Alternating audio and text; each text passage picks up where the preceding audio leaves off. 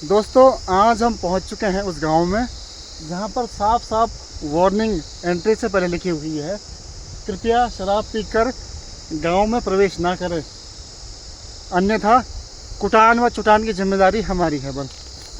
तो ये गांव है गैरसैंण नगर पंचायत का और इस गांव का नाम है भट्टीधार। और मैं और सुनील भाई अभी पहुंच रहे हैं और आज यहाँ पर विधिक प्राधिकरण का एक कैंप है और साथ में हमारे सुबेर फाउंडेशन के सभी मेंबर्स आज यहाँ पर मौजूद है। तो कुछ आज यहाँ पर नाटक, कुछ विधिक जानकारियाँ और कुछ आज शो करने वाले हैं यहाँ पर हमारे सुनील भाई, जो कि सुबेर फाउंडेशन के सचिव हैं और हम हैं मेंबर। तो चलिए चलते हैं भट्टीधार की ओर बिना पिए खाए प्रवेश करते हुए। तो गांव में प्रवेश करते ही दिख रहे हैं सुंदर सुंदर प्यारे से फूल और सुनील भाई निकल चुके हैं आगे और चलो। तो यहाँ पर कुछ बैठने की व्यवस्था हो रखी है जहाँ पर आज की विधिक जागरूकता शिविर का जो है शुरुआत आज यहाँ पे हो रहा है और आयोजन हो रहा है। तो ये प्लेस है, फिलहाल हमारे सभी जो मेंबर्स लोग हैं लगे हुए हैं तैयारी करने में। तो आज का ब्रीफ कुछ नवीन भाई से पता करते हैं। अभी आज सुबेर सोसाइटी द्वारा लीगल अवेयरनेस का एक शिविर यहाँ पे ग्राम भट्टीधार सैंजी गैरसैंण में लगाया जा रहा है, जिसमें कि शिरकत कर रहे हैं माननीय न्यायिक मजिस्ट्रेट गैरसैंण श्री कार्तिकेय जोशी जी और विधिक सेवा प्राधिकरण की गोपसर की टीम और साथ में अजीम प्रेम जी फाउंडेशन जो कि एक NGO है गैरसैंण में, उसके भी सदस्य लोग यहाँ पे पधार रहे हैं और बाकी भट्टीधार की सम्रान जनता है। आज यहाँ पर लीगल अवेयरनेस मतलब विधिक जागरूकता के बारे में यहाँ के लोगों को अवेयर किया जाएगा और इसी प्रकार से हर महीने कहीं ना कहीं गैरसैंण क्षेत्र के हर गांव में जाकर उनको विधिक जागरूकता शिविर के माध्यम से जागरूक किया जाएगा। तो दोस्तों ये बनी हुई है आज की समौन जो आज के चीफ गेस्ट हैं उनके लिए। तो ये सारा कार्यक्रम आयोजित किया है भैया ने। सुबेर सोसाइटी गैरसैंण भारी हो रहा है भाई बहुत, 5 किलो तो हो ली।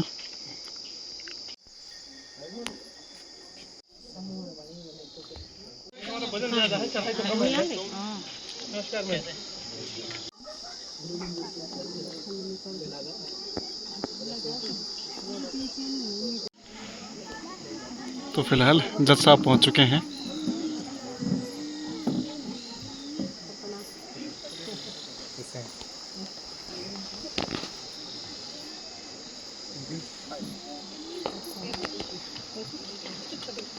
मुख्य आकर्षक के रूप में आदरणीय न्यायिक मजिस्ट्रेट महोदय, सिविल जज महोदय, हमारे इस कार्यक्रम के मुख्य आकर्षक के रूप में अजीम प्रेम जी फाउंडेशन के ब्लॉक कोऑर्डिनेटर साहब और उनकी पूरी टीम, माननीय तहसीलदार महोदय आदरणीय श्री नरेंद्र जी, आदरणीय हमारे तहसील एवं अन्य विभागों से आए कर्मचारी महोदय, ग्रामीण माताएं, बहनें, मेरे भाइयों, मैं आप सभी का इस कार्यक्रम में सुबेर सोसाइटी की पूरी टीम की तरफ से हार्दिक स्वागत एवं अभिनंदन करता हूं। स्वागत के इस कार्यक्रम में मैं निवेदन करूंगा सुबेर सोसाइटी के अध्यक्ष श्री नवीन जी से कि वे हमारे मुख्य आकर्षक एवं आज के हमारे अतिथि माननीय मजिस्ट्रेट महोदय का पुष्पगुच्छ से स्वागत करने का कष्ट करेंगे। मैं निवेदन करूंगा देकर के उनका स्वागत करेंगे। सोसाइटी के मुख्य संरक्षक के रूप में हमारी APF की टीम, क्योंकि मैं एक टीचर हूँ और APF के साथ मेरा बहुत अच्छा बॉन्ड है, इसलिए मैं स्वयं APF की पूरी टीम का स्वागत करता हूँ।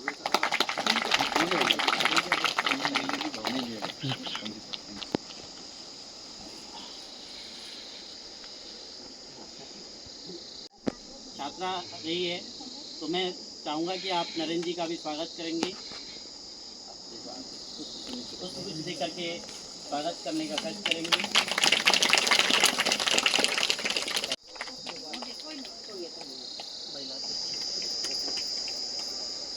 लगा पाए। और भट्टीधार ने जो हमें सहयोग किया है, भट्टीधार की जनता ने जो हमारा टीम का सहयोग किया है, उसके लिए भट्टीधार की जनता का भी हार्दिक धन्यवाद।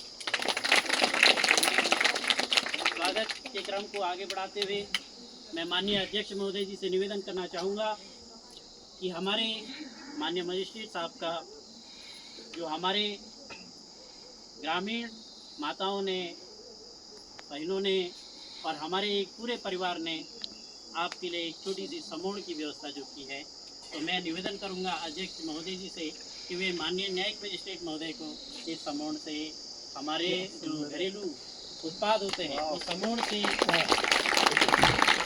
हमारे महिला मंगल दल अध्यक्ष जी को समय समय पर APF का अजीम प्रेम जी फाउंडेशन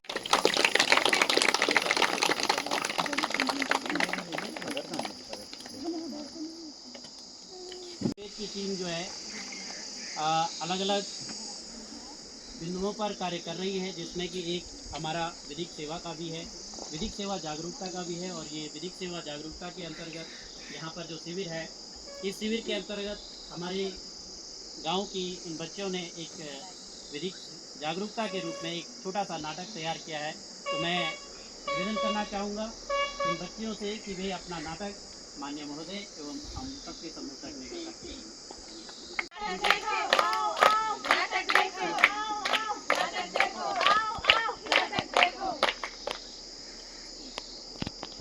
तो ऐसी वैसी ना समझो कि यूं ही बहल जाऊंगी, तो ऐसी वैसी ना समझो कि यूं ही बहल जाऊंगी।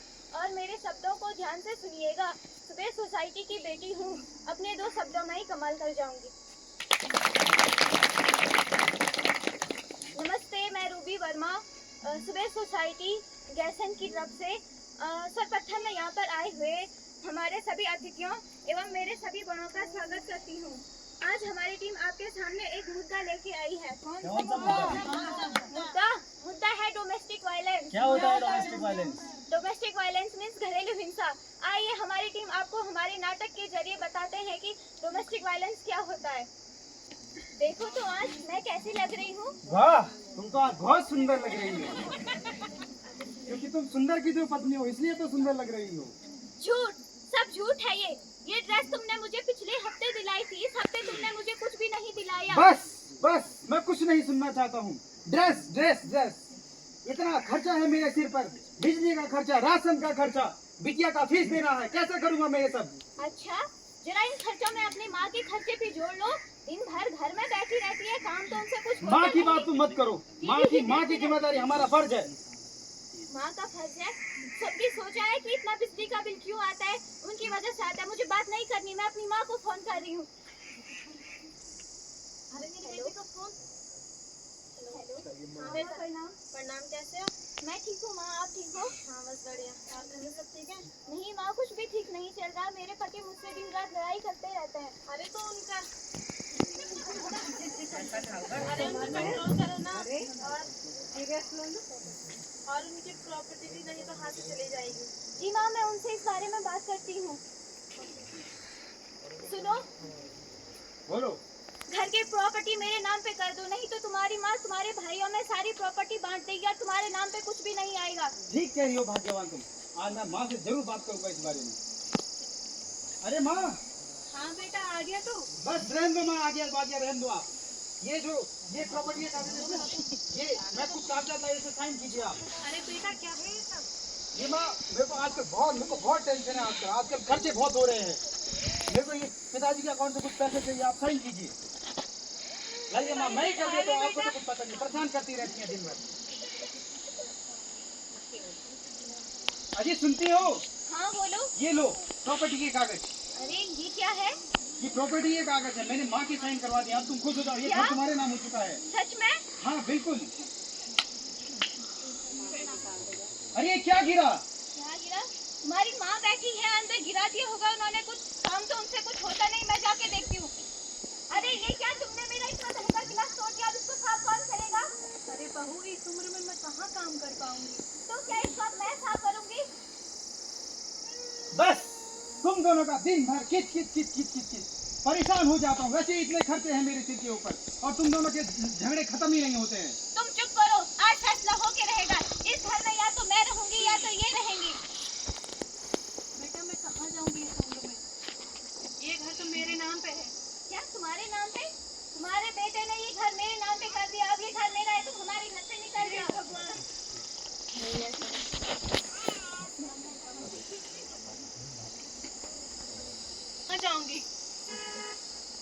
महिमा तुम चिंता मत करो।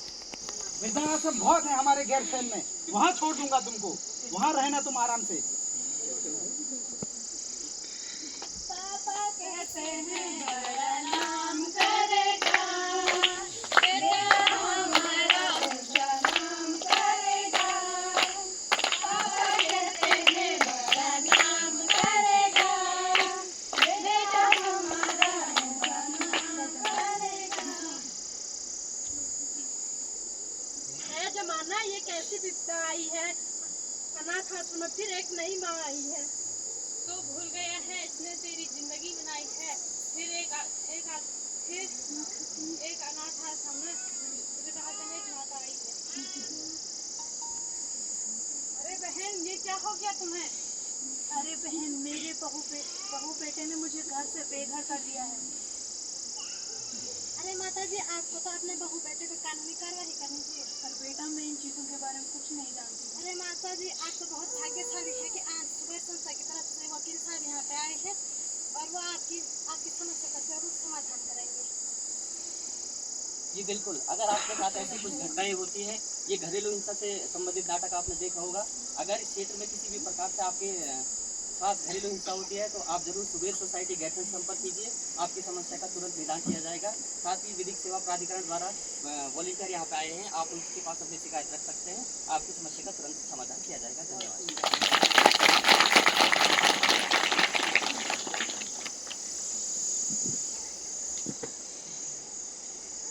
घरेलू हिंसा को एक नाटिका के रूप में प्रस्तुत किया गया और इसमें कानूनी क्या क्या कार्रवाई हो सकती है वो आगे की बात है, लेकिन एक छोटे से नाटक के जरिए इन्होंने ये संदेश दिया कि कहाँ पर हमें कानून की आवश्यकता पड़ रही है।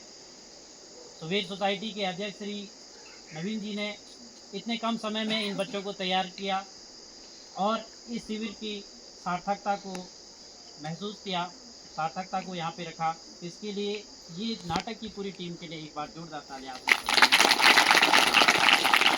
माननीय महोदय, मैं अवगत कराना चाहता हूँ कि सुबेर सोसाइटी को यहाँ पर बने हुए अभी ज़्यादा समय भी नहीं हुआ है। लगभग 1-1.5 साल से हम लोग यहाँ पे काम कर रहे हैं। मैं यही हरगढ़ में एक अध्यापक के रूप में कार्यरत हूँ और हमने जब इसकी भूमिका रखी तो अनेक बिंदुओं पर भूमिका रखी थी। आज हमारे पास लगभग 30 गांव हमसे जुड़ चुके हैं, जहां पर हम अपना छोटे छोटे कार्यक्रम करवा रहे हैं और पटीदार गांव उसमें से एक है। न केवल हम विधिक के रूप में कार्य कर रहे हैं, विधिक सेवा के रूप में कार्य कर रहे हैं, बल्कि हम शिक्षा के रूप में भी कार्य कर रहे हैं। आपको अवगत कराना चाहता हूं कि शिक्षा के क्षेत्र में अभी गैरसैंण क्षेत्र के अंतर्गत जितने भी अनाथ बच्चे थे सुबेर सोसाइटी के द्वारा उनको सूचीबद्ध किया गया और उसके बाद उनको कॉपियाँ दी गई, उनको बैग दिया गया और पढ़ाई से संबंधित जितनी भी चीज़ें होती है अनाथ बच्चों तक वो सारी सामग्रियाँ पहुँचाई गई। इसके साथ साथ सुबेर सोसाइटी द्वारा निःशुल्क हमारी जो बच्चियाँ थी जो वंचित वर्ग से थी, पिछड़े वर्ग से थी, उन बच्चियों को एएनएम और जीएनएम की निःशुल्क कोचिंग करवाई गई। हमारा सौभाग्य रहा कि हम विगत 1.5-2 वर्षों में ही लगभग 10 के लगभग हमारी छात्राएं इसमें उत्तीर्ण भी हुई और कई हमारी छात्राएं अभी एएनएम और जीएनएम का कोर्स भी कर रही हैं। शिक्षा के क्षेत्र में हमारे अनेक अन्य कार्य भी रहे हैं। हम स्वास्थ्य के क्षेत्र में हमारा लक्ष्य है कि हम स्वास्थ्य के क्षेत्र में भी कार्य करें और स्वच्छता के क्षेत्र में कार्य करें। अभी हम लोग उस उद्देश्य तक नहीं पहुंच पाए, उस लक्ष्य तक पूरा नहीं पहुंच पाए हैं। इस कड़ी में ये एक छोटा सा ही प्रयास रहा है। तो मैं इस कार्यक्रम को थोड़ा आगे बढ़ाता हूं क्योंकि दिन भी छोटे हैं हमारे और इस क्रम में जो हमने यहाँ पे विधिक के रूप में, विधिक शिविर के रूप में इन बच्चों से पूर्व में भी शिविर लगाए थे और उनको कुछ जानकारियाँ दी थी। तो इस जानकारी के रूप में मैं इनसे कुछ प्रश्न पूछूंगा कि हमारे बच्चों ने द्वारा विधिक के रूप में कितना तैयार किया है। तो इसमें कुछ प्रश्न पूछे जाएंगे बच्चों से। तो मैं माननीय महोदय की आज्ञा लेना चाहूँगा इस कार्यक्रम को आगे बढ़ाने। ये प्रश्न सुबेर सोसाइटी द्वारा तैयार किए गए हैं और बच्चों इसमें ध्यान रखना, जिस चीज़ को आता होगा वो हाथ खड़ा करेंगे, एक लंबा हाथ खड़ा करेंगे और पहले अगर छोटे बच्चे उसका जवाब दे पाए तो पहले छोटे बच्चे देंगे और फिर अगर छोटे बच्चे ना दे पाए फिर जिसको पता होगा वो आप लोग जवाब देंगे। ठीक है, तो पहला प्रश्न, भारतीय संविधान के जनक किसे माना जाता है? भारतीय संविधान का जनक किसे माना जाता है? हाथ खड़ा करें, जिसे आता है हाथ खड़ा करो। लंबा हाथ करें। चलिए एक बच्चा स्वेच्छा से बता दीजिए। डॉक्टर भीमराव अम्बेडकर। ठीक है, डॉक्टर भीमराव अम्बेडकर। संविधान को बनाने में कुल कितना समय लगा था? संविधान को बनाने में कुल कितना समय लगा था? केवल एक बार लिखा। आप बताओ जिसको आता है। 2 वर्ष 11 माह 18 दिन। ठीक है, संविधान सभा के अध्यक्ष कौन थे? बच्चों ने कुछ आता है? बच्चों में संविधान सभा के अध्यक्ष कौन थे? आपको बताया गया होगा। संविधान सभा के अध्यक्ष बताएं। डॉक्टर राजेंद्र प्रसाद। सही जवाब। भारत के संविधान में एकल नागरिकता किस देश से दिया गया है? भारत के संविधान में एकल नागरिकता किस देश से लिया गया? इंग्लैंड से। इंग्लैंड से। सही जवाब। हमारा संविधान दिवस कब मनाया जाता है? आप बताइए। 26 नवंबर। हमारे मौलिक अधिकारों की संख्या कितनी है? आप बताइए। अरे 6।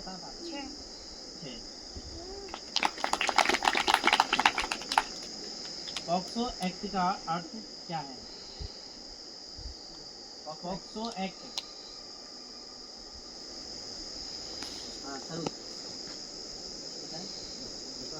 पॉक्सो एक्ट क्या है?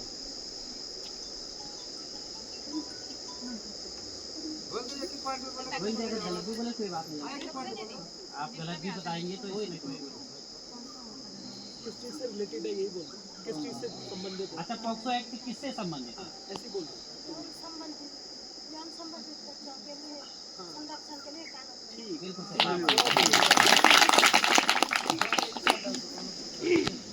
पॉक्सो एक्ट कब लागू हुआ था?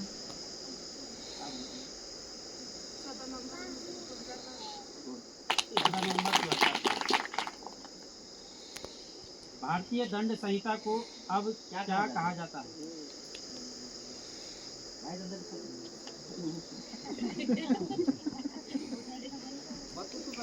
भारतीय दंड संहिता को अब क्या कहा जाता है? हाँ, ये उठ रहा बच्चा, आगे बताओ। जरूर।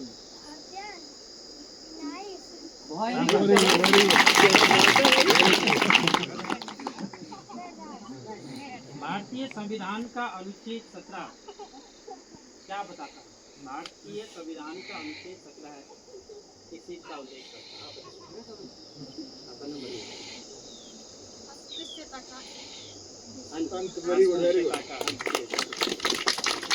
अच्छा, भारतीय दंड प्रक्रिया जो संहिता है, दंड प्रक्रिया संहिता को अब नया नाम क्या कहा जाता है? बताइए, बताओ। भारतीय नागरिक बाल श्रम कानून के अंतर्गत कितने वर्ष तक के बच्चों से बाल मजदूरी निषेध की गई है?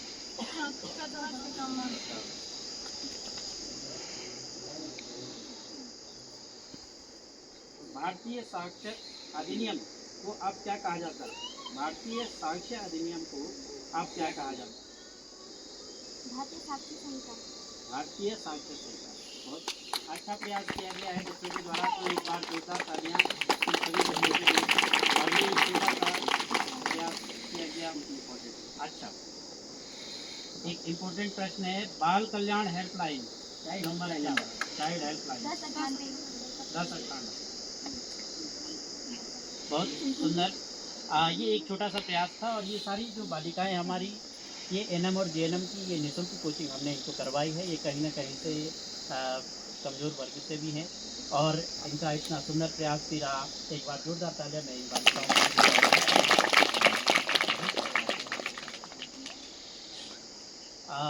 क्योंकि समय बहुत महत्वपूर्ण है, और मैं हमारे यहाँ पर उपस्थित आदरणीय श्री तहसीलदार महोदय जेडसेंड से निवेदन करना चाहूँगा कि आप भी हमारे इस कार्यक्रम की शुचिता को सार्थक करने हेतु दो शब्द कहने का कष्ट करेंगे माननीय तहसीलदार में। जी फाउंडेशन के शिक्षकगण और यहाँ पे सुबेर संस्था के पदाधिकारी और माताएं और बहनें, मैं यहाँ पे नायब तहसीलदार हूँ और जैसा कि मेरे को बताया गया नवीन जी द्वारा, सुबेर संस्था के जो पदाधिकारी हैं, कि यहाँ पे 4 बजे एक शिविर है जिसमें हम विधिक जागरूकता के बारे में यहाँ पे जानकारी देंगे।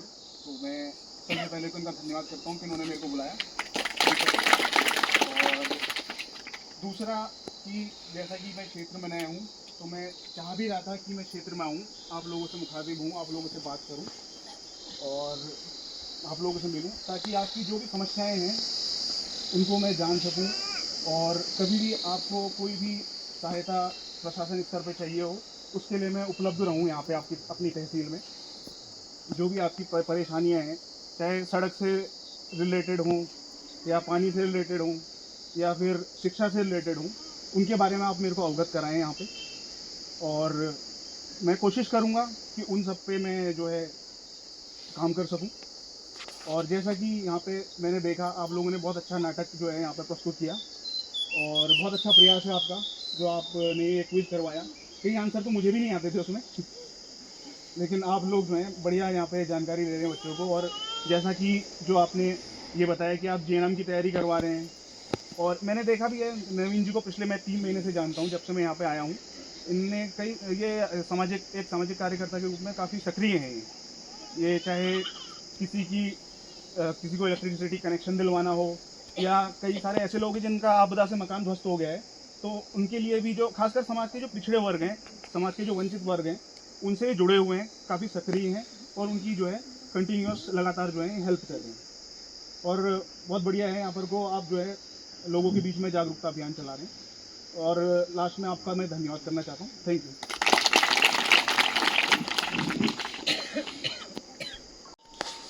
आपके आशीर्वचन से निश्चित रूप से हमें और हमारे पूरे परिवार को लाभ मिलेगा। मैं निवेदन करना चाहूँगा हमारी एपीएफ टीम से ब्लॉक कोऑर्डिनेटर आदरणीय श्री अनुराग सर से कि वे भी हमारे इस कार्यक्रम और हमें आगे के बारे में कुछ दिशा निर्देश प्रदान करने का करें। Thank you sir. तो respected dignitaries and all the present members और सभी गाँव वासी और प्यारे बच्चों, तो हम लोग बेसिकली काम तो शिक्षा में करते हैं, लेकिन जब नवीन जी ने कहा कि एक ऐसा लीगल एड और लीगल अवेयरनेस का कुछ काम है तो मुझे अच्छा लगा यहाँ आकर। मेरे फादर एक्चुअली लीगल प्रैक्टिशनर है, ही इज़ एन एडवोकेट और टैक्सेशन का वो काम करते हैं। मेरा छोटा भाई सुप्रीम कोर्ट में प्रैक्टिस कर रहा है।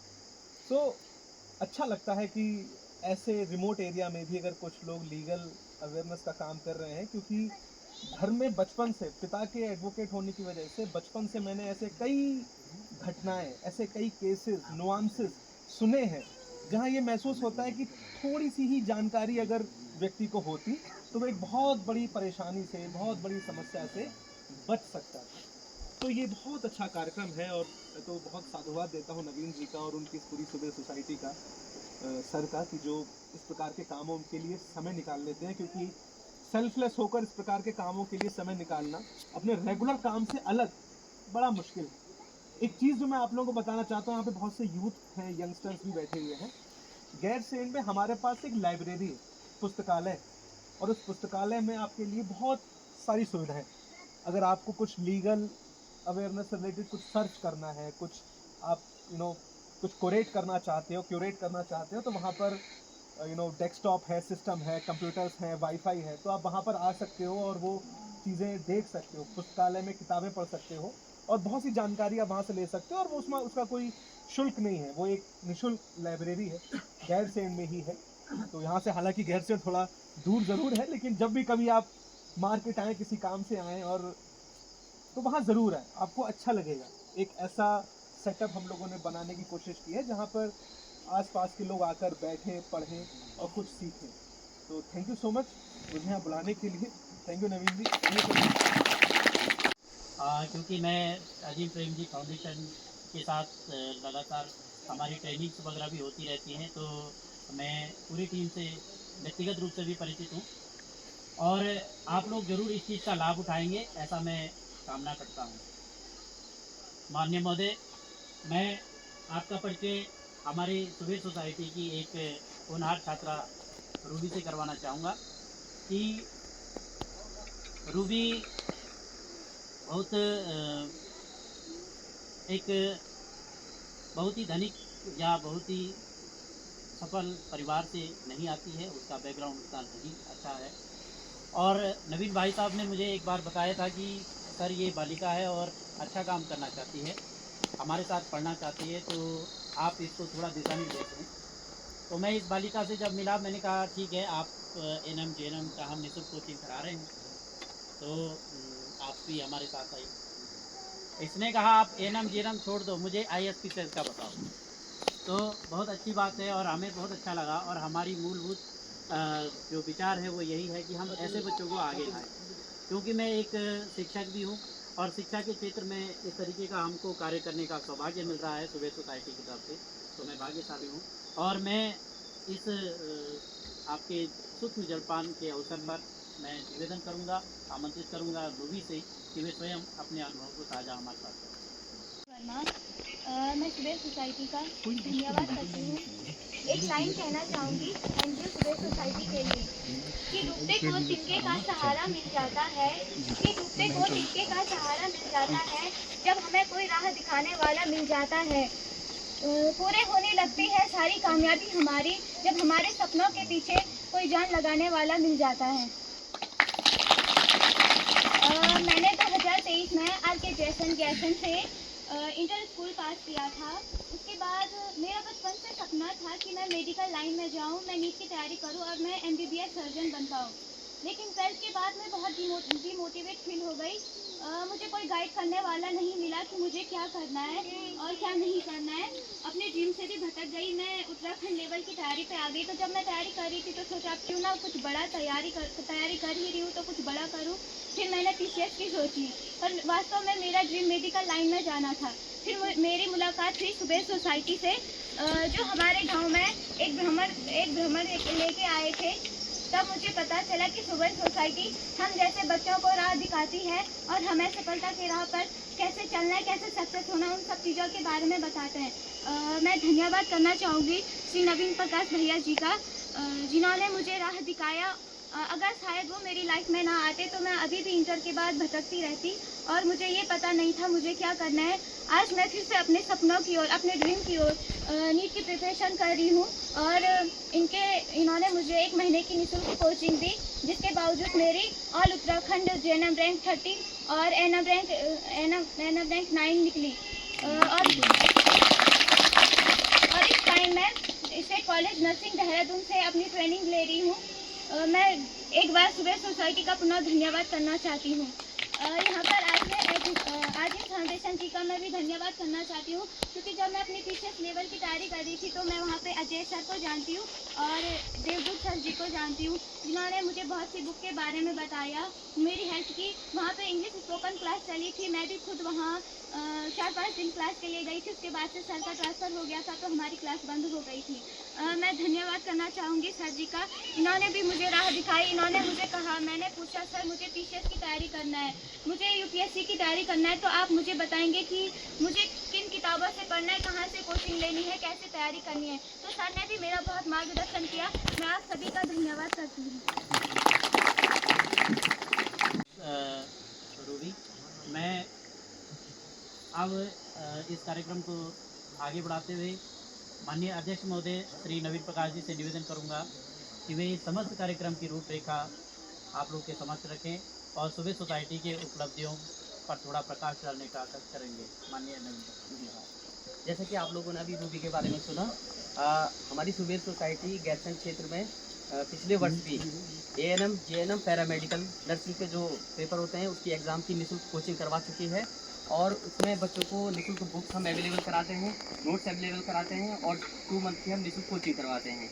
ये बच्चे वो बच्चे होते हैं जो कि आर्थिक स्थिति के चक्कर में, पारिवारिक स्थिति के चक्कर में इस प्रकार के कोर्स करने की और जानकारी के अभाव में इस प्रकार के कोर्स नहीं कर पाते हैं। हमारे द्वारा पहले प्रयास में 2023 में 3 बच्चों का सिलेक्शन हुआ, जिसमें कुमारी ममता जो कि इस समय BD Pande nursing college Nainital में इस समय ट्रेनिंग ले रही हैं, GNM की ट्रेनिंग ले रही है और सरकारी कॉलेज है। और उसके बाद Kumari Maheshwari state nursing college Dehradun में ANM की ट्रेनिंग ले रही है।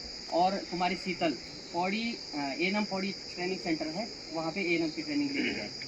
दूसरे वर्ष 2024 में भी हमने कोचिंग करवाई थी और अभी फर्स्ट राउंड की काउंसलिंग का रिजल्ट अभी आया है, जिसमें कि 3 बच्चों का फिर हमारे कोचिंग से सिलेक्शन हुआ है, जिसमें रूबी वर्मा और एक लक्ष्मी और साथी 3 बच्चों का सिलेक्शन हुआ। और ये बच्चे बहुत ही पुअर बैकग्राउंड और बहुत ही दूर दराज के क्षेत्रों से आते हैं, जिन्हों की जो रियल नीडी थे उनको आगे बढ़ाने का प्रयास किया है और थोड़ा बहुत उसमें सफल हो पाए हैं। इसके अतिरिक्त सुबेर सोसाइटी गैरसैंण क्षेत्र में रह रहे ऐसे बच्चे, माता पिता विहीन बच्चे, अनाथ बच्चे, उनके लिए जो सरकार द्वारा उनको जो लाभ पहुंचाए जाने चाहिए थे, बट वो जानकारी के अभाव में नहीं पहुंच पाते हैं, क्योंकि एक अनाथ बच्चे का जीवन अंधकारमय होता है, क्योंकि पेरेंट्स की अगर छाया उनके सर पे ना हो तो उन्हें किसी भी चीज़ की जानकारी नहीं हो पाती है। सुबेर सोसाइटी उनके साथ परिवार बनकर उनके साथ खड़ा हुआ है और गैरसैंण क्षेत्र में लगभग 18 बच्चे इस समय ऐसे हैं कि जो माता पिता विहीन बच्चे हैं। सुबेर सोसाइटी उनके साथ उनके परिवार बनकर उनके लिए प्रति माह 8,000 रुपये जो सरकार द्वारा स्कीम पेंशन स्कीम है वो दिलाने का कार्य किया है सुबेर सोसाइटी ने। और साथ ही उनके शिक्षण का कार्य, उन बच्चों के शिक्षण का कार्य, उनकी देख रेख, उनके संरक्षक के रूप में सुबेर सोसाइटी उनके साथ आजीवन खड़ी है। और लगातार इस क्षेत्र में, जैसे अभी सर ने बताया कि एक बच्चा हमें ये कोर्ट माइथन में ऐसा भी मिला था कि जिसके घर में विद्युत का कनेक्शन भी नहीं था, गैस भी नहीं थी। तो जब ये बच्चा परिवेश में, जबकि हम खुद अपने घरों में हमारे बच्चे इलेक्ट्रिसिटी हो या वाईफाई हो, मोबाइल हो, सभी चीज़ों से इतने संलिप्त हैं उनमें। और एक ऐसे बच्चे पे नज़र पड़ी कि जिसके घर में न तो बिजली है, न तो गैस कनेक्शन है और एक छोटा सा कमरा है, तो वो देखकर रहने की कोई भी व्यवस्था नहीं, ज़मीन में बिस्तर लग रहा था और उसकी भी सीलन आई हुई थी। तो हमने अपने प्रयास से सुबेर सोसाइटी ने और कुछ लोगों ने हेल्प करके उसके घर में इलेक्ट्रिसिटी का कनेक्शन लगवाया और साथ ही गैस, उनको निःशुल्क गैस उपलब्ध करवाए और उनके रहने के लिए बिस्तर वगैरह, उसकी एजुकेशन के लिए किताबें, बैग्स वगैरह सारा उपलब्ध कराए हैं। इस प्रकार से सुबेर सोसाइटी धीरे धीरे कुछ कार्य कर रही है। बहुत बहुत धन्यवाद। और माननीय महोदय, निश्चित रूप से नवीन भाई जी के प्रयास और सुबेर सोसाइटी के तमाम ऐसे प्रयास हैं जो शब्दों में बयां नहीं हो सकते। वास्तव में जब हम कई घरों में जाते हैं, उनकी स्थितियों को देखते हैं, तो मन अंदर से रोता है। हम तो स्वयं कर्मचारी वर्ग हैं, लेकिन जब उन बच्चों की स्थितियों को देखते हैं तो स्वतः ही ये लगता है कि अपना तन मन इनके लिए न्यौछावर कर दें। और ऐसे सुबेर सोसाइटी द्वारा बहुत सारे कार्य किए गए हैं और आगे भी प्रयासरत हम रहेंगे। मैं माननीय महोदय से निवेदन करना चाहूँगा कि हमारी समस्त ग्रामवासी और हम स्वयं आपके आशीर्वचनों को सुनने के लिए बेताब हैं। मैं माननीय महोदय से निवेदन करूँगा कि हमारे भविष्य, हमारी संस्था के भविष्य और इन बच्चों के भविष्य और इस कार्यक्रम की सार्थकता हेतु अपने आशीर्वचन के रूप में हमें 2 शब्द कहने का करें। तहसीलदार महोदय, अजीम प्रेम टीवी फाउंडेशन के मेंबर्स, सुबेर सोसाइटी के मेंबर्स, वकील साहब, PLBs और सभी ग्रामवासी, सबसे पहले तो मुझे आपके गांव आके बहुत अच्छा लगा। जब मैंने आपकी गांव के आते समय ही देखा तो आपने वो बोर्ड लगाया हुआ ये शराब पी के नहीं आना है यहाँ पे। ये एक बहुत ही अच्छा आपने इनिशिएटिव लिया है। क्यों? क्योंकि हमारे पहाड़ में सबसे ज़्यादा बर्बादी किससे है? शराब से, है ना। यहाँ के लोग अच्छे हैं, मन के अच्छे हैं, मेहनती हैं, लेकिन सबसे ज़्यादा बर्बादी यहाँ पे किस चीज़ से है? शराब पीने की लत से। तो ये जो आप लोगों ने एक ये दिखाया है, ये एक अपना गाँव के बाहर ये बोर्ड लगाया है, घरों के बाहर ये बोर्ड लगाया है, इससे आपने एक बहुत ही अच्छा संदेश इस पूरे क्षेत्र के लिए और हमारे पूरे पहाड़ी क्षेत्र के लिए भेजा है कि शराब की नशे को हमें नियंत्रित करने की ज़रूरत है। और इसमें नियंत्रित कोई बाहर का आदमी नहीं कर सकता। हमें अपना परिवार, अपना गांव, अपना समाज हमें खुद सुधारना पड़ेगा, है ना। ये पुलिस भी शराब मिलती रहेगी, जिन्हें पीनी है वो जाके हमेशा ले सकते हैं, लेकिन नियंत्रण किसे दिखाना होगा? हमें दिखाना होगा, ठीक है। हमें अपने बच्चों को अच्छी शिक्षा देनी होगी। तो आपने ये जो यहाँ पे ये जो नया वो शुरू किया है, मैं जब आपके गांव के अंदर आ रहा था तो मैंने सबसे पहले इसकी फ़ोटो भी दी, तो मुझे बहुत अच्छा लगा कि ये इतने जागरूक लोग हैं कि आप लोगों ने ठान लिया है कि हम शराब के नशे को कम करेंगे। तो मुझे लगता है कि बाकी जो यहाँ के क्षेत्र के गाँव हैं वो भी इससे आपकी एक इंस्पिरेशन लेंगे। उन्हें भी लगेगा कि हम लोग को भी ऐसा करना चाहिए जैसे कि आपके गाँव में हो रहा है। ठीक है। तो अब जैसे हम सबसे पहले, मेरा जो सबसे दिल के करीब जो टॉपिक रहता है जिसके बारे में मैं हमेशा बोलता हूँ, वो नशा मुक्ति के बारे में ही रहता है। तो सबसे पहले मुझे आते ही बहुत अच्छा लगा कि आप लोग पहले से ही इस विषय में काफ़ी जागरूक हैं। आपको इस बारे में बहुत ध्यान रखना है कि हम खुद देखते हैं, आप जानते हैं, आप में से कई खुद भी हो सकता है इससे परेशान हो कि घर में शराब पी के रोज़ हंगामा हो रहा है, जो पैसे आ रहे हैं वो शराब में जा रहे हैं। शराब से हमें फ़ायदा कुछ नहीं होता है, पैसा ही जाता है हमारा। क्या शराब पीने से हमें क्या फ़ायदा होगा? हमें उसकी लत पड़ेगी, हमारा वो पैसा जो हम किसी और कार्य में इस्तेमाल कर सकते थे वो सारा बर्बाद होगा, हमारा अपना शरीर बर्बाद होगा। कोई फ़ायदा होता है हमें उससे? कोई फ़ायदा तो नहीं हो रहा है ना। हम अपनी आदतों से मजबूर होके ही शराब के आदी हो जाते हैं और उस चक्कर में अपना घर, परिवार, बच्चों का भविष्य सब चौपट कर देते हैं। ठीक है, कई माताएं आप परेशान रहती होंगी इनसे। आप एक बार को मैं मानता हूँ कि शायद आप अपने पति से उतना नहीं कह सकते हैं, लेकिन आप अपने बच्चों में अच्छे संस्कार डाल सकते हैं। अपने जो लड़की हैं खासतौर से, उनमें आप बहुत ध्यान दीजिए, उनमें अच्छे संस्कार डालिए कि वो इस तरफ ना जाए, क्योंकि हमारा क्षेत्र इस तरफ बहुत बर्बाद है। मैं आपको एक छोटा सा किस्सा बताऊँ। जब मैं बाहर बॉम्बे में जॉब करता था, तो मुझे बहुत दुख होता था कि वहाँ पे हम लोग की छवि कैसी थी कि पहाड़ के लोग अच्छे होते हैं, ईमानदार होते हैं, लेकिन नशे के आदी होते हैं। तो ये सुनना मेरे लिए कितना कष्टदायी होता था कि मैं वहाँ पे अकेला पहाड़ से व्यक्ति था और सब लोग मेरे क्षेत्र के लिए ऐसा बोलते थे कि वहाँ पे तो सब शराब पीने के आदी होते हैं। कितना बुरा लगता है जब आप अपने क्षेत्र के बारे में ऐसा सुनते हैं ना। अपने क्षेत्र से तो हर किसी को लगाव होता है, और ऐसा सुनना पड़ता था अपने क्षेत्र के लिए, भाई वहाँ तो सब लोग शराब के आदी हैं, है ना। तो अब दिक्कत क्या आ रही है कि पहले तो हम शराब, सिगरेट इन सबको जानते थे, अब और भी नशीले पदार्थ आने लगे हैं, जो और भी जिनकी हमें आदत बहुत जल्दी पड़ जाती है। कुछ आपने कई बार देखा होगा कि सिल्वर फॉइल के नीचे लोग लाइटर जला रहे हैं, इंजेक्शन लगा रहे हैं अपने हाथों में। अब ये वाली चीज़ें बहुत नशीली हैं। इनका क्या होता है, इनके लिए अगर किसी को इसकी आदत पड़ जाती है तो उसे अपने घर के गहने बेचने पड़े, उसे अपने ही घर में चोरी करनी पड़ी, बाहर चोरी करनी पड़े, वो इतना मजबूर हो जाता है उस लत का कि वो कुछ भी करके वो चीज़ उसे लानी होती है। और यह नशे हमारे बीच में आने लगे। गैरसैंण में भी ऐसे केस आने लगे हैं कि जिनमें लोग पकड़े जाते हैं, इस नशे के आदी होते हैं। ठीक है, तो इससे हमें सबसे बड़ी सुरक्षा हमारी खुद की है। हमें अपने घर को खुद सुधारना है। कोई पुलिस, प्रशासन में कोई आके नहीं सुधारेगा। अपने घर का ख्याल हमें खुद रखना है। ठीक है, बाकी जो दूसरी चीज़ जिसके बारे में आप लोगों से आज बात करनी है वो है, आप सब लोग बड़े मोबाइल चलाते हैं, ये मोबाइल चलाते हैं, आजकल स्मार्टफोन चलाते हैं। जो आप नए जनरेशन के हैं वो सब स्मार्टफोन चलाते हैं ना। इससे पेमेंट भी कर सकते हैं आप, किसी को पैसे देने हो तो दे सकते हैं ना आप इससे। इसके साथ कुछ सावधानियां भी हैं जो आपको बरतनी है। ठीक है, अब कई बार गैरसैंण क्षेत्र में आप लोगों में कुछ बार कैसे होता है कि कई बार दो लोगों में लड़ाई है, किसी महिला को लगा कि मेरे पति का किसी से अवैध संबंध है, उन्हें गुस्से में आ गई वो, उन्होंने किसी की अश्लील फोटो लेके इधर से उधर किसी के इस नंबर पे उस नंबर पे भेजना शुरू कर दिया। ठीक है, ये अपराध है और ये बहुत बड़ा अपराध है। ठीक है, कभी भी किसी की अश्लील फोटो आपको इधर से उधर नहीं भेजनी है, व्हाट्सएप पे कुछ पे।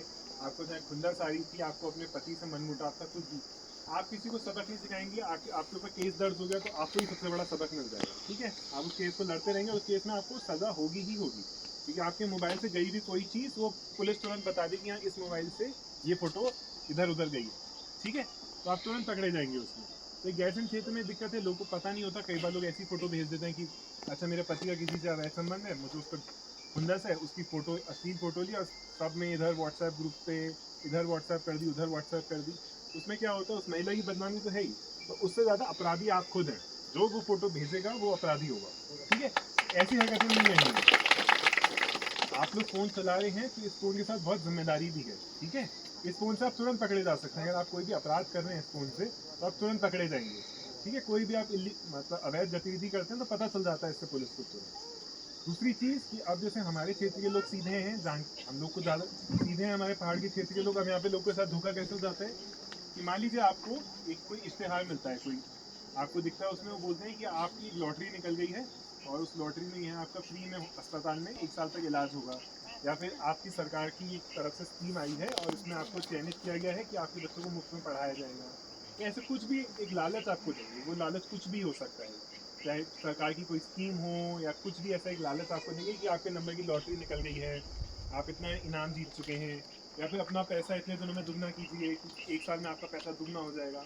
ठीक है, वो क्या करते हैं, तो ये कुछ अपराधी होते हैं जो आपकी लालच को देखते हैं कि हर इंसान चाहता है ज़्यादा पैसा करो, कि आप 50,000 रुपये दो, 6 महीने में दुगने हो जाएंगे। आप कहो 50,000 क्यों, हम आपको 2 लाख रुपये देते हैं, हम अपनी सारी जमा पूंजी इकट्ठी कर देते हैं, 6 महीने में वो 4 लाख बन जाएगा। वो होगा क्या, ऐसा तो कुछ होगा ही नहीं, वो आपके पैसे लेके गायब हो जाएंगे। ठीक है, कोई भी चीज़ अगर आपको लग रही है, अब ऐसे आपको फ़ोन कॉल भी आ सकता है कि आपके किसी का एक्सीडेंट हो गया है, किसी को पैसे की ज़रूरत है और वो अभी फ़ोन पे बात नहीं कर सकते और इतना पैसा इस खाते में भेज दो, उस पर भी यकीन नहीं करना है। फेसबुक चलाते हैं, फेसबुक पे भी ऐसे मैसेजेस आ जाते हैं। हो सकता है आज मैं यहाँ से जा रहा हूँ, आज शाम को ही आपको मेरी फ़ोटो लगे हुए फेसबुक पे प्रोफाइल मिले, उसमें मेरी फ़ोटो हो और लिखा हो कि मेरा आज मैं आपके गांव से गया, मेरा एक्सीडेंट हो गया है, मुझे इतना पैसा मेरे को इलाज के लिए चाहिए, मेरे खाते में भेज दो। ऐसे किसी भी मैसेज पे आपको भरोसा नहीं करना है। ये मैसेज आपके रिश्तेदार, सगे संबंधियों से आपको भेजे जाएंगे। कभी भी ऐसा मैसेज आए, आप फ़ोन करिए, कॉल करिए, उनसे बात करिए। तभी ऐसी अपनी अकाउंट की डिटेल, कभी किसी अपने खाता है, आप सबके बैंक में खाता है, उसकी कभी भी खाता संख्या, अगर आप एटीएम चलाते हैं तो उसकी वो 4 डिजिट 6 डिजिट की जो पिन होती है, जो हम डालते हैं जिससे पैसा निकलता है, वो किसी को नहीं बताना है। फ़ोन पे किसी को नहीं बताना है, ठीक है। अलग अलग तरीके से आपको लालच देके वो आपसे पैसे खींचने की कोशिश करते हैं। जैसे अभी गैस कॉन्ट्रैक्ट में एक के साथ हुआ है, तो उन्हें ये बोला गया कि भाई आपके पैसे 6-7 महीने में दुगने हो जाएंगे, उन्होंने शायद 20-25 लाख रुपए का घाटा हो गया, ठीक है। तो इन चीज़ों का आपको ध्यान रखना है कि किसी भी प्रकार से आपको फ़ोन मैसेज आ रहा है, कोई सरकारी स्कीम का लालच दिया जा रहा है, तो कोई भी चीज़ आपको फ्री में नहीं मिलेगी। आपको जैसे फेसबुक में अगर कोई लिंक आया, फेसबुक में कई बार आपको एक ऐड आता है, मैसेज आता है कि भाई आपका दिवाली धमाका निकला है और आपकी लॉटरी निकली है 3000 रुपये के लिए, इस लिंक पे क्लिक करें। उस पर आप क्लिक करेंगे, अपनी इंफॉर्मेशन देंगे और पता चला आपके खाते से पैसे निकल गए। इन चीज़ों का आपको ध्यान रखना है। दूसरा, आप बच्चों ने बहुत अच्छा एक नुक्कड़ नाटक पेश किया, ठीक है। उससे जो मैं बातें कह रहा हूँ आपने नुक्कड़ नाटक के माध्यम से, वो समझना और आसान होता है। बहुत ही आपने उसमें अपने भाव डाले, अपनी बहुत मेहनत करी और वो मेहनत दिखाई पड़ रही थी। तो उसी के बारे में अगर मैं कुछ बताऊँ, जैसे इसमें हमने नुक्कड़ नाटक में देखा कि एक जो वृद्ध महिला आती, उनको उनके बच्चों ने त्याग दिया, सब अपना प्रॉपर्टी वगैरह उनसे ले ली, उनको आखिरकार उनको वृद्धाश्रम में छोड़ दिया। तो उसके लिए क्या होता है, उसके लिए कोर्ट में एक केस भी हो जाता है। उसमें 2 तरीके के केस होते हैं। एक तो आप सीधे एसडीएम साहब के पास भी जा सकते हैं, एसडीएम साहब भी आपको पैसा दिला सकते हैं, ठीक है, वृद्ध जो व्यक्ति हैं। दूसरा होता है कि आप कोर्ट में भी आ सकते हैं, कोर्ट में आपको केस करना पड़ता है। आजकल उस केस के लिए आपको गोपेश्वर जाना होगा, थोड़ा बीच में मेहनत लगती है, उसमें एक आध बार आपको गोपेश्वर जाना पड़ सकता है। तो उसमें क्या होता है कि अगर आपका जो बेटा है वो कमाता है लेकिन आपको खर्चा नहीं देता, आप वृद्ध व्यक्ति हैं, अब आपकी उम्र नहीं रही कि आप कुछ काम कर सकें, आपको खर्चा चाहिए हर महीने का, तो आप अपने बेटे के ऊपर वो केस कर सकते हैं। तो हर महीने की हम एक धनराशि बांध देते हैं कोर्ट में कि इतना रुपया हर महीने आपके बेटे की आय को देखते हुए कि वो कितना कमाता है आपको देना होगा, ताकि आप अपना गुजर बसर कर सकें, आपका दवाई और खर्चा है ये वो, ठीक है। तो जो वृद्ध व्यक्ति हैं वो असहाय नहीं है, उनके लिए कानून में व्यवस्था दी गई है। फिर दूसरा, जैसे कोई महिला है, अगर ये स्थिति किसी विवाहित महिला के साथ हो जाए कि उसको घर से निकाल दिया जाए, ठीक है, पति कह रहा है कि भाई मुझे तो तुम्हारे साथ रहना नहीं, इसे घर से निकाल दिया, अब वो बेचारी कहाँ जाए। तो ऐसी स्थिति में वो क्या कर सकती है, जैसे इन बच्चों ने बताया घरेलू हिंसा अधिनियम है, तो घरेलू हिंसा अधिनियम के अंतर्गत वो क्या कर सकती है, वो पैसा मांग सकती है अपने पति से कि भाई मेरे को हर महीने अपने या अपने बच्चों के लिए भी हर महीने मुझे इतना पैसा चाहिए, उसके लिए कोर्ट में केस करना होता है। दूसरा, वो रहने के लिए स्थान भी मांग सकती है कि भाई मैं अपने पति के घर में रहती थी, मेरे पति के घर में 4 कमरे थे, उनमें से 1 कमरा मुझे दिलाया जाए मेरे रहने के लिए। तो ये सब व्यवस्था है। अगर किसी ने शादी करी है तो पति का दायित्व है कि वो पत्नी का हज़ार मतलब उसका रहने का, खाने का, उसका जो कोई भी चिकित्सीय परेशानी की दवाई वगैरह है, उन सब का खर्चा वो दे, अपना भी, अपनी पत्नी का भी और अपने बच्चों का भी, ठीक है। तो ये कानून में एक अधिकार है। बाकी जो एक है कि जैसे कई बार होता है कि अब तो वैसे वकील साहब आपके बीच में हैं, लेकिन कई बार एक ऐसा होता है कि कई बार किसी व्यक्ति के पास पैसे नहीं होते देने के लिए कोर्ट में। तो कोई भी व्यक्ति जो अनुसूचित जाति से आता है या अनुसूचित जनजाति से आता है या जिनकी सालाना आय 3 लाख रुपए से कम होती है, तो उनके लिए ये व्यवस्था होती है कि उन्हें कोर्ट की तरफ से फ्री में वकील दिया जाता है जो उनका केस लड़ता है, ठीक है। तो उसके लिए आप कोर्ट में आप आएँ, अपना दिखाएं, अपना जाति प्रमाण पत्र दिखाएं, या उसके लिए सभी महिला भी उसके लिए पात्र है, ठीक है। जितनी भी महिलाएं, कोई भी महिला, हर महिला उसके लिए पात्र है। आप आए, अपना आधार कार्ड दिखाएं और आपको हम एक फ्री वकील दे देते हैं जो कि आपका केस लड़ता है आपके लिए, ठीक है। तो उसमें आपको सहूलियत हो जाती है कि आपको किसी वकील की फीस नहीं देनी है, कोई बहुत ज़्यादा खर्चा आपको नहीं उठाना है। बाकी सुबेर फाउंडेशन सोसाइटी में मुझे आपका काम बहुत अच्छा लगा। जहाँ तक कि अनाथ बच्चों को पढ़ाने की बात है, मैं खुद जब कॉलेज में था तो मैं खुद अनाथ बच्चों को पढ़ाया करता था। तो ये कि ऐसा विषय है जो कि मेरे दिल के बहुत करीब है, तो मुझे बहुत अच्छा लगा कि सुबेर सोसाइटी इस क्षेत्र में काम कर रही है। और जैसे रूबी ने अपना एक्सपीरियंस बताया कि वो आज एक गवर्नमेंट नर्सिंग कॉलेज में है, तो क्या होता है कि सबसे बड़ी दिक्कत ये आती है कि हम करना तो कुछ चाहते हैं, पर कई बार हमें राह नहीं मिलती कि हमें जाना किस तरफ। ये बहुत परेशानी आती है कि कई बार हमें डायरेक्शन नहीं मिलती है। इसमें आपकी सुबेर सोसाइटी का बहुत अच्छा इनिशिएटिव है कि वो बच्चों को राह दे रहे हैं कि उन्हें किस तरफ जाना है। जो बच्चे आप सेलेक्ट हो गए, जैसे आप सेलेक्ट हो गए, तो आपको भी अपने क्षेत्र में जो दूसरे बच्चे हैं उनको एक गाइडेंस देनी है, ताकि आपका पूरा क्षेत्र डेवलप हो जाए। ऐसे नहीं कि मैं बन गई हूँ अब मेरे बाद कोई नहीं बनना चाहिए, ऐसी ही सोच नहीं होनी चाहिए कि अब मैं स्पेशल हूँ मेरे बाद कोई ना बने। अपने क्षेत्र के दूसरे बच्चों को भी मदद करिए कि कैसे तैयारी करते हैं, क्या करते हैं। और आजकल आप सब यूट्यूब पे हैं, है ना। यूट्यूब पे आपके पास सिर्फ गाने सुनने के लिए, पिक्चर देखने के लिए नहीं है, यूट्यूब पे आपकी हर चीज़ की कोचिंग है। जैसे आप यूपीएससी की कोचिंग करना चाहते हो तो कोई बहुत बड़ी बात नहीं है, आप यूपीएससी कोचिंग में आप देखेंगे ना, उसी में आपको बहुत सारे लेक्चर मिल जाएंगे। मान लीजिए आप ज्योग्राफी का लेक्चर देखना चाहते हैं तो आपको ज्योग्राफी के लेक्चर्स मिल जाएंगे, उसमें पूरी सीरीज होगी। आप हिस्ट्री का लेक्चर देखना चाहते हैं, आपको पूरा इतिहास का लेक्चर उसमें मिल जाएगा। तो आपको कुछ भी है यूट्यूब पे सब लेसन हैं, है ना।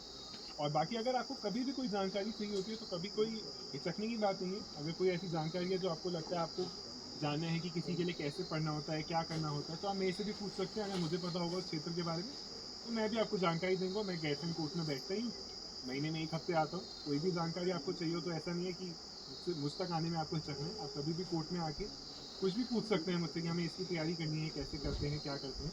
उसमें कोई हिचक महसूस नहीं करनी है, ठीक है। मुझे बहुत अच्छा लगा कि आपने इतने मन से ये प्रोग्राम आज आयोजित किया। मुझे उम्मीद नहीं थी आज तक। मुझे लगता है मैं जितनी भी जगह गया हूँ कार्यक्रम में, लेकिन यहाँ पे जैसे आपने मन से कर रखा था, इतना मन से मैंने कभी नहीं देखा। बहुत अच्छा लगा मुझे। आप सभी का धन्यवाद। मैं स्वयं ये सोच रहा था कि माननीय मजिस्ट्रेट साहब बुजुर्ग होंगे, लेकिन मैं अभी आपको देख कर के खुद से प्रेरित हो रहा हूँ कि वास्तव में अभी मेरी भी उम्र है तैयारी करने। तो मैं बहुत बहुत धन्यवाद देता हूँ आप सभी को कि आप लोगों ने समय निकाला। और मैं थोड़ा सा निवेदन करूँगा कि हमारे ये बच्चे जो इन्होंने प्रयास किया, नाटक किया, आप लोग के सामने आप थोड़ा पुरस्कार की व्यवस्था हमने इनके लिए की थी। आपके साथ फ़ोटो आएगी और जब ये अपना फ़ोटो देखेंगे, आपके साथ खुद को देखेंगे तो आपकी तरफ बनने का जरूर प्रयास करेंगे। तो मैं चाहूँगा आप अपने हाथों से इन बच्चों को पुरस्कृत करने का प्रयास करें। हाँ, एक-एक करके जाएं। ये छोटा बच्चा भी आ जाए इसमें, एक जवाब दिया। हाँ, चले जाओ। आगे जा आगे।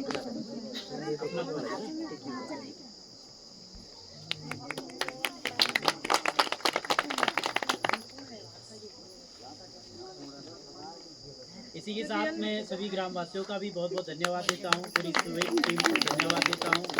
मुख्य रूप से साथ में आए हमारे माननीय तहसीलदार महोदय, मैं इनसे भी निवेदन करूँगा कि ये बच्चों को संतुष्ट करने का प्रयास करेंगे।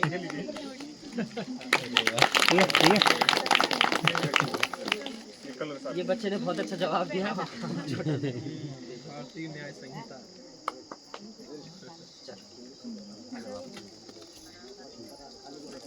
मैं एपीएफ टीम का भी पूरा तहे दिल से धन्यवाद देता हूं कि आप बहुत कम समय में हमने सूचना दी और आप तुरंत आए, और इसके लिए आप बहुत आभार प्रकट करते हैं हम पूरी सुबह टीम की तरफ से।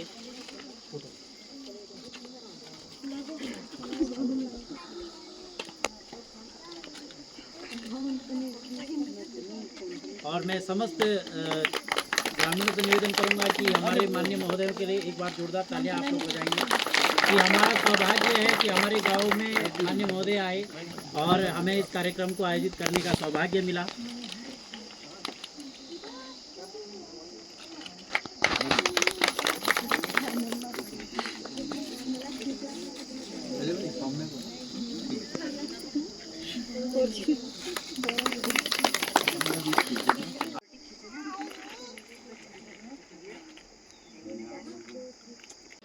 तो फिलहाल आज का कार्यक्रम समाप्ति की ओर, और काफ़ी सफल कार्यक्रम रहा आज का।